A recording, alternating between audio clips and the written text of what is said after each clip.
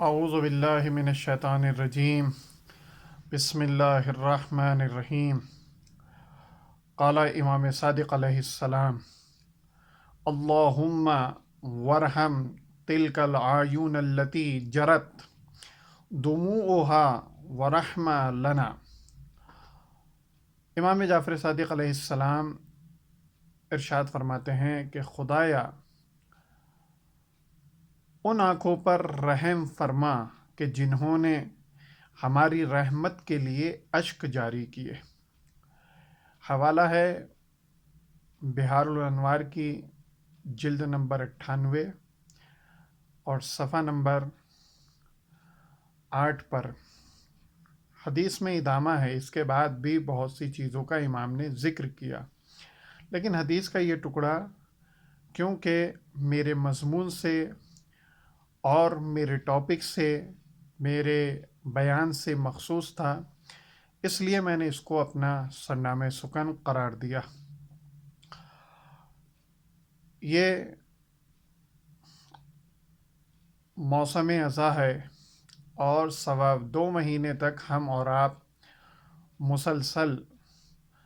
اپنی آنکھوں سے حسین کے غم میں نایاب موتیوں کی شکل میں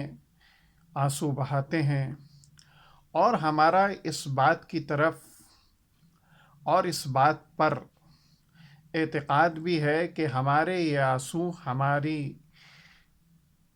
ضمانت ہیں۔ تو میرے دوستوں اور میرے عزیزوں، کچھ باتیں ایام عزا کے حوالے سے بیان کرنا ہے کہ جن باتوں کے انجام دینے سے ہمارے ثواب کے اندر کمی پیدا ہو جاتی ہے، جس کی وجہ سے ہم کو ثواب کم ملتا ہے۔ کچھ باتیں، سب سے پہلی بات آپ یہ دیکھیں کہ عزاداری جب منعقد کی جاتی ہے، جب غم امام حسین علیہ السلام منایا جاتا ہے، جب ہم امام حسین علیہ السلام کی فرش عزا کو بچھاتے ہیں، تو سب سے پہلے ہم کو چاہیے کہ ہم جو کچھ بھی امام حسین علیہ السلام کی عزا کے لیے خرچ کر رہے ہیں، اس کے سلسلے سے ہم کو معلوم ہونا چاہیے، چاہے وہ پیسے کی شکل میں ہو، چاہے وہ فرش کی شکل میں ہو، چاہے وہ عزا خانے کے تبرکات کے اسباب ہوں، ان تمام چیزوں میں ہم کو سوچنا چاہیے اور فکر کرنا چاہیے کہ اس متبرک اور اس غم کے موسم میں جو کچھ ہم راہ حسین میں خرچ کر رہے ہیں، گویا یہ تمام چیزیں ہمارے شریعت کے نزدیک اور خدا کی رضا کے نزدیک حلال ہیں یا نہیں۔ سب سے پہلی چیز جو ہم ایام عزا میں سب سے زیادہ جس چیز کا استعمال کرتے ہیں وہ ہوتا ہے پیسہ، اور وہ پیسہ کہ جو خالص ہو تو اس کا ثواب تو ماشاءاللہ سبحان اللہ ہے، لیکن وہ پیسہ کہ جس میں ذرا سا بھی اشکال پایا جاتا ہے، وہ آپ کی عزا کے ثواب کو کم کر دے گا۔ کون سا پیسہ؟ عزاداری پر اس پیسے کو خرچ کیا جائے کہ جس پر خمس واجب ہو اور اسے ادا نہ کیا گیا ہو۔ اب آپ تمام حضرات اپنے نفس کے نزدیک اپنے نفس سے خود بخود باتیں کریے اور اپنے نفس کا تزکیہ کریے کہ گویا جو ابھی تک ہم نے حسین کی عزا میں پیسہ خرچ کیا ہے، آیا اس میں ہم نے خمس نکالا یا نہیں نکالا۔ ایک بات یہ تھی جو ثواب کو کم کر دیتی ہے۔ دوسری بات کون سی ہے؟ دوسری بات یہ ہے کہ منبر رسول صاحبان علم کے لیے بنایا گیا ہے، نا اہلوں کے لیے نہیں بنایا گیا۔ پرانے زمانے میں وہی لوگ منبر رسول پر آتے تھے کہ جن کو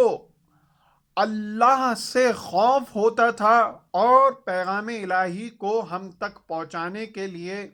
اور کمالات اہل بیت کو ہم تک پہنچانے کے سلسلے سے ان کو کمانڈ حاصل ہوتا تھا،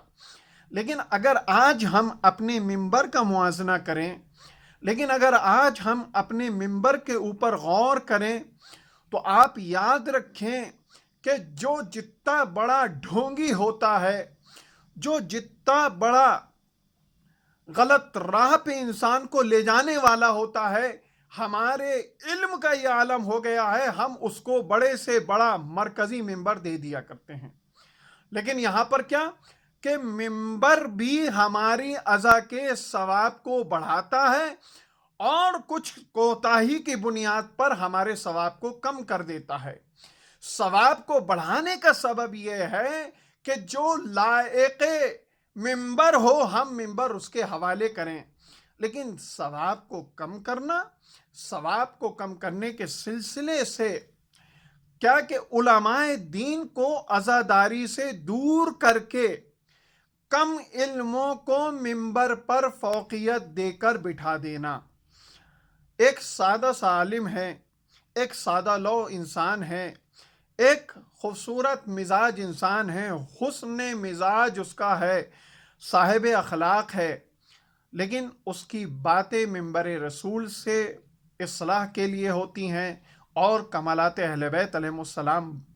کو بیان کرنے کے لیے۔ لیکن اگر اس کے پاس جاہ و حشم نہیں ہے، اگر اس کے پاس خوبصورت لباس نہیں ہے، تو ہماری عقل کے لوگ یہ دیکھتے ہیں کہ ظاہری لباس جس کا خوبصورت ہوگا وہی عالم ہوگا۔ نہیں، ایسا نہیں۔ اس لیے کہ مولا کائنات حضرت علی ابن ابی طالب علیہ السلام ارشاد فرماتے ہیں کہ خوبصورتی اچھے لباس کے پہن لینے کا نام نہیں ہے، بلکہ خوبصورتی علم و ادب کی خوبصورتی کا نام ہے۔ تو لہٰذا اگر ہم نے یہ کوتاہی کی اور اگر ہم نے یہ کام انجام دیا تو یاد رکھیے کہ ہم کو عزاداری کا ثواب کم ملے گا۔ اور تیسری بات، آج کے اس بیان کی آخری بات، اور بھی باتیں ہیں انشاءاللہ آئندہ کے کلپس میں اور آئندہ کے پارٹ میں اور آئندہ کی قسطوں میں انشاءاللہ اس موضوع پر ذکر کروں گا۔ تیسری بات یہ ہے کہ جب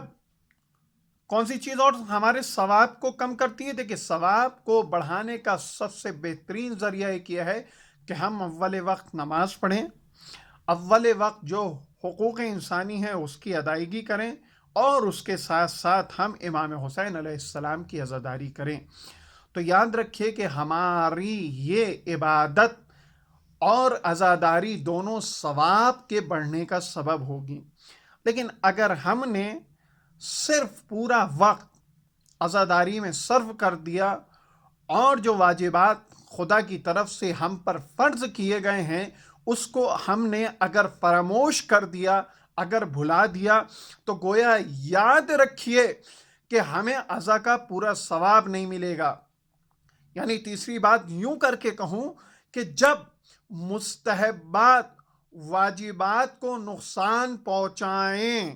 تو اس وقت عزاداری کا ثواب کم ہو جاتا ہے۔ مثلا